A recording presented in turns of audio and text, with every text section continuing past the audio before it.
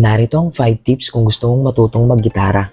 Tip number 1, kailangan bumili ka ng sarili mong gitara para nakapag-practice ka anytime, anywhere. Tip number 2, kailangan aralin mo yung body parts ng iyong gitara.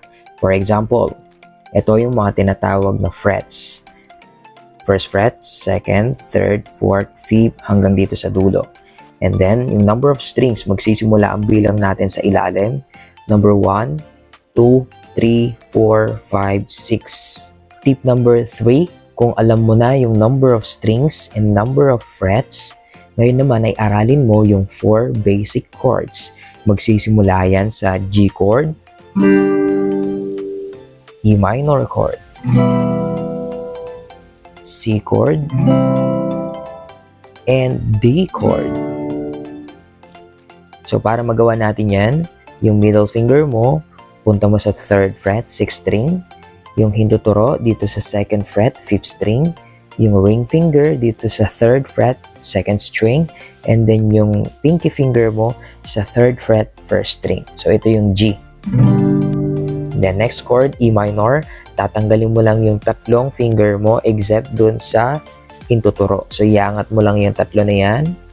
And then itong middle finger mo, ilalagay mo sa ilalim nung hintuturo. Okay? So makikita mo yan dito sa 2nd fret, 4th string. So ito naman yung tinatawag na E minor. And then after that, iaangat mo yung hintuturo mo. Ayan. So iiwan mo ngayon itong middle finger mo. Yung hintuturo, ipupunta mo dito sa 1st fret, 2nd string. And then yung ring finger, pupunta yan sa 3rd fret, 5th string. Ito naman yung tinatawag na C. And then yung last chord natin ay D. So, iangat mo silang lahat.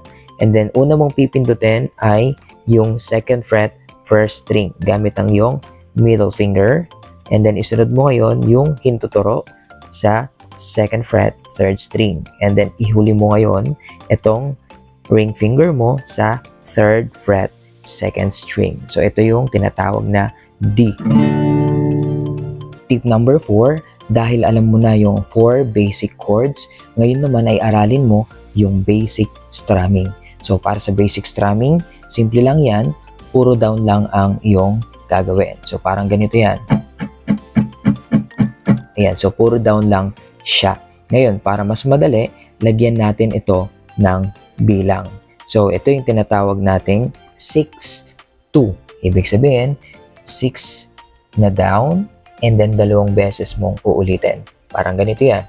Gamitin natin yung 4 na basic chords, starting with the G chord. 1, 2, 3, 4, 5, 6. And then, bibilang ka ulit ng 6 counts after nung 6 count na yon. So, bali 2 beses. Okay? So, ulitin natin. 1, 2, 3, 4, 5, 6. 1, 2, 3, 4, 5, 6. So, bibilisan natin yan. 1, 2, 3, 4, 5, 6. 1, 2, 3, 4, 5, 6. After that, lipat ka sa next chord, which is E minor. 1, 2, 3, 4, 5, 6. 1, 2, 3, 4, 5, 6. And then, lipat ka sa C. 1, 2, 3, 4, 5, 6. 1, 2, 3, 4, 5, 6. And then, sa last chord, which is D. 1, 2, 3, 4, 5, 6. 1, 2, 3, 4, 5, 6. Tip number 5. Lagi kang manonood ng guitar tutorials kagaya ng ginagawa mo ngayon.